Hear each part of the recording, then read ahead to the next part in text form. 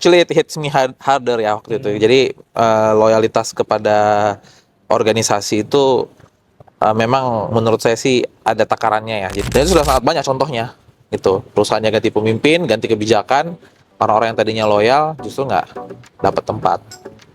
Di organisasi kita ada matriks. Saya setiap kali memimpin di perusahaan saya pasti akan taruh bikin 4 matriks gitu ya, yaitu 1, 2, 3, 4 gitu ya. Satu itu ini ada sumbu X dan sumbu Y, itu adalah untuk dilihat dari skill, nomor 1 skill, dan nomor 2 drive gitu. Skill berarti kan kemampuan dia, dan drive itu kemauan dia.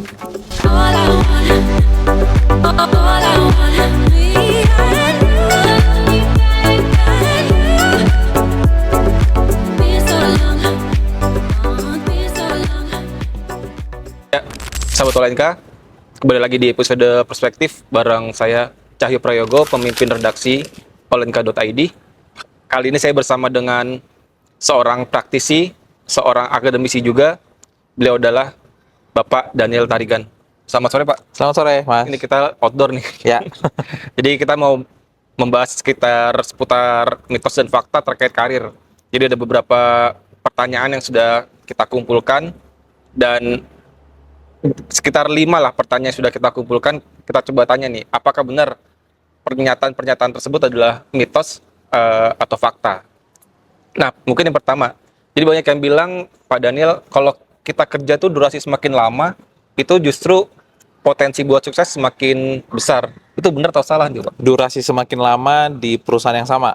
Iya, betul. Menurut saya sih tidak.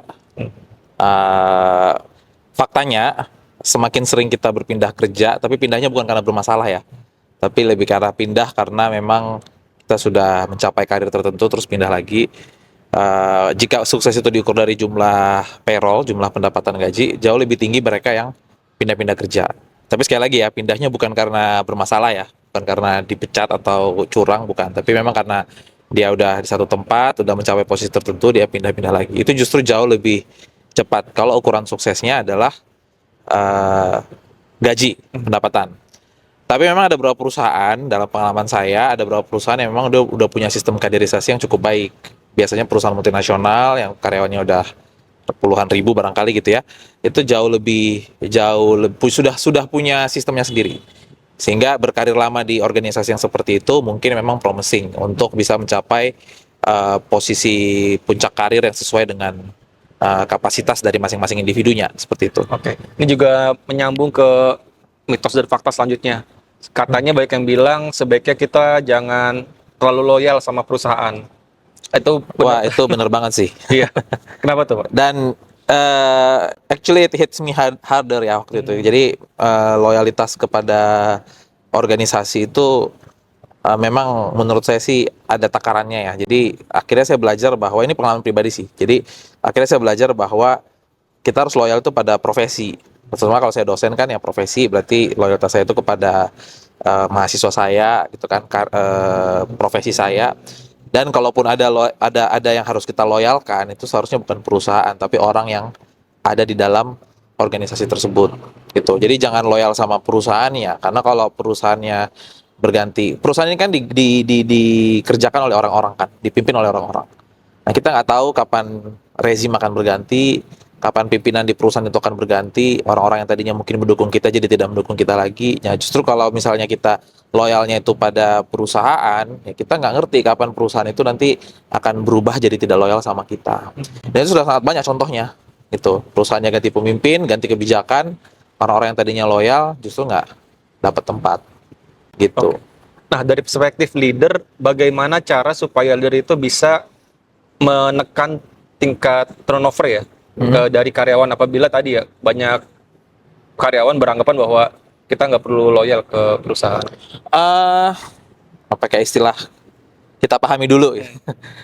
Nah, kalau kita mau pahami dulu ya, turnover itu tidak jelek ya.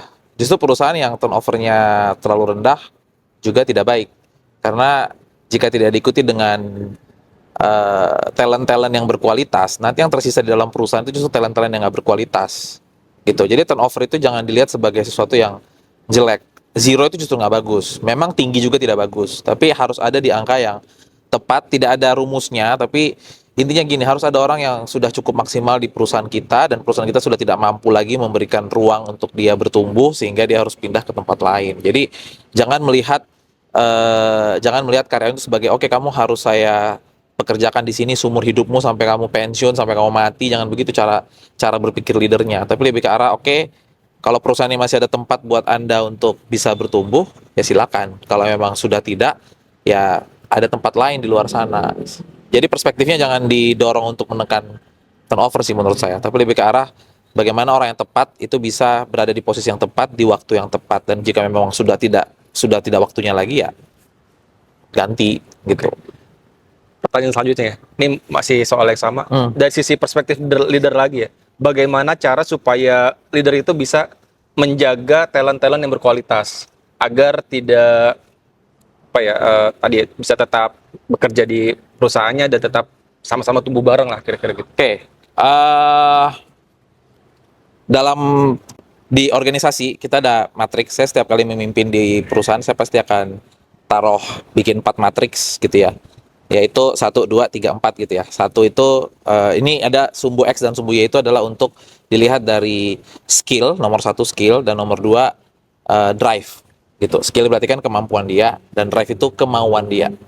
Nah, kalau karyawan itu masuk dalam kategori yang kemampuannya tinggi dan drive-nya juga tinggi, jadi kemauan dia tinggi, kemampuan juga dia tinggi, perlakuannya beda dengan kalau yang sebaliknya, sudah kemauannya rendah, kemampuannya rendah. Jadi tidak ada satu cara yang sama untuk men-treat semua anggota tim kita. Gitu. Nah, kalau dia tipikal yang kemauannya tinggi dan kemampuannya tinggi, justru kita harus berikan dia namanya kebebasan. Jadi kita kasih tahu masalahnya apa, suruh dia solve. Jangan terlalu banyak diatur, jangan terlalu banyak dikekang. Kalau dia tipikal yang kemauannya tinggi tapi kemampuannya yang kurang, berarti dia harus dimentor. Dekatkan dia dengan mentor, arahkan dia. Kalau kemampuannya tinggi, kemauannya yang rendah, biasanya mungkin karena ada masalah keluarga atau ada politik di kantor dan seterusnya, ini harus dirangkul.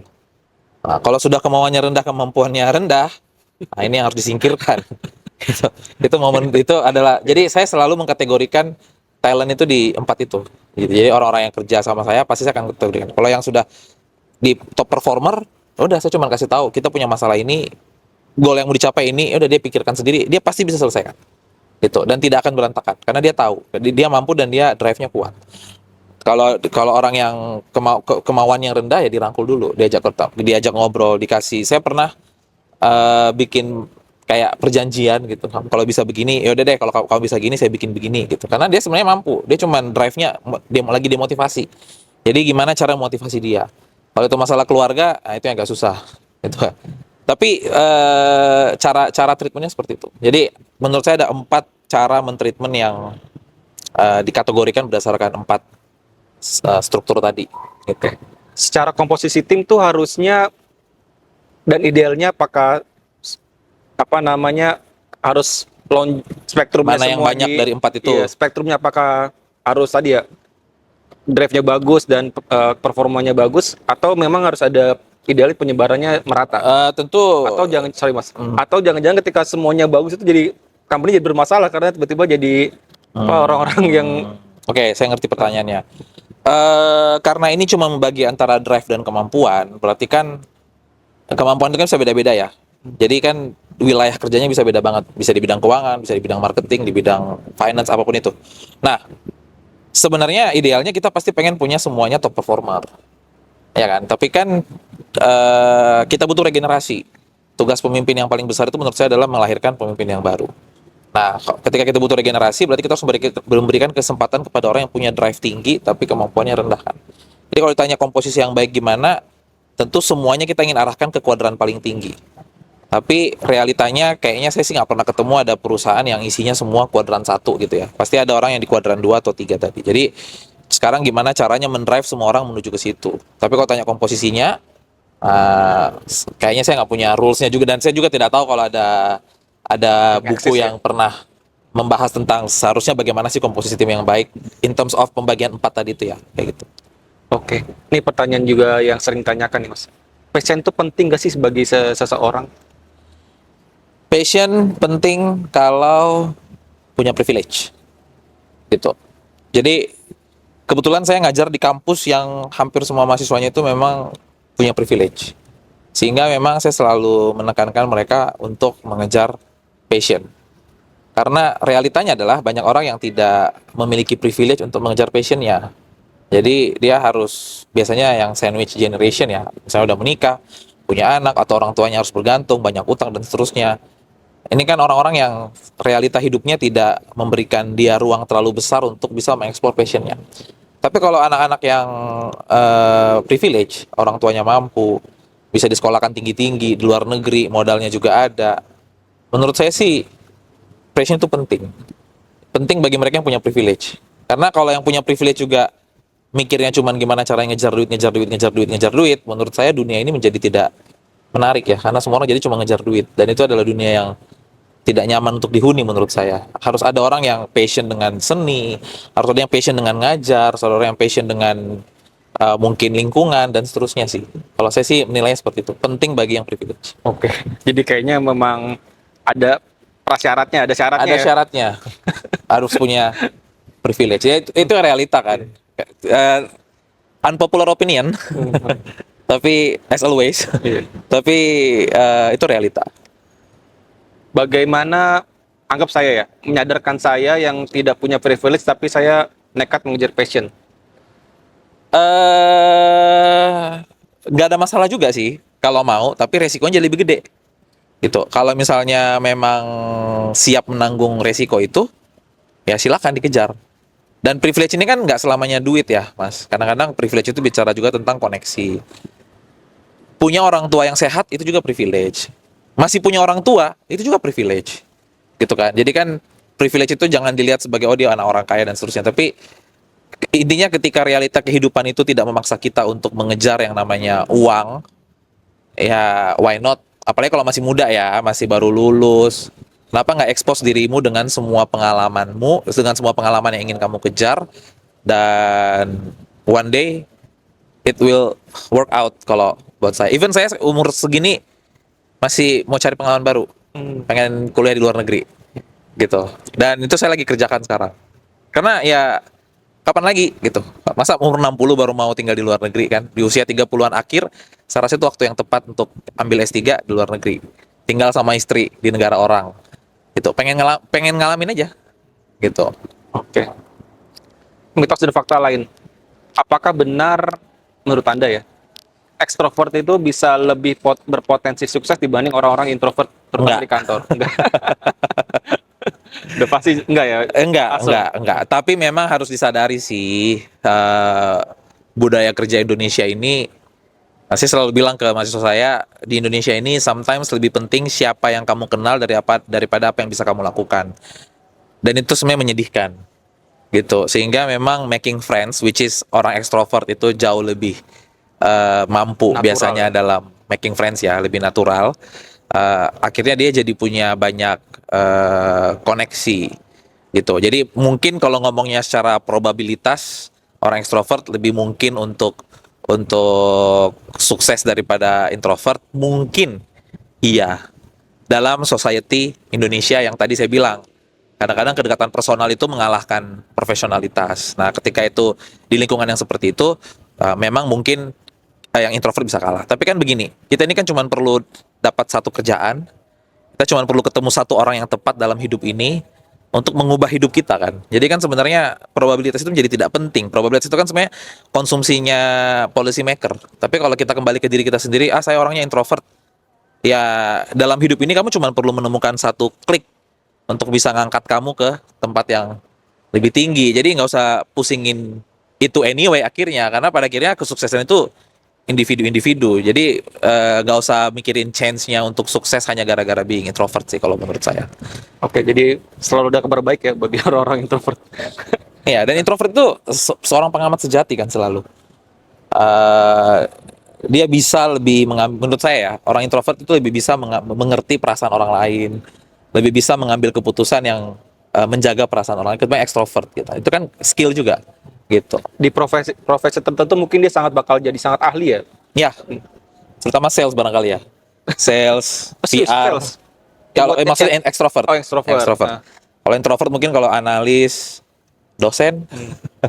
Dosen bisa ekstrovert bisa introvert sih. Yang analis atau auditor, yang satu negara ini benci dia juga dia nggak ada masalah. Nah itu mungkin pekerjaan-pekerjaan yang cocok untuk introvert dan kita butuhkan orang seperti itu kan, gitu.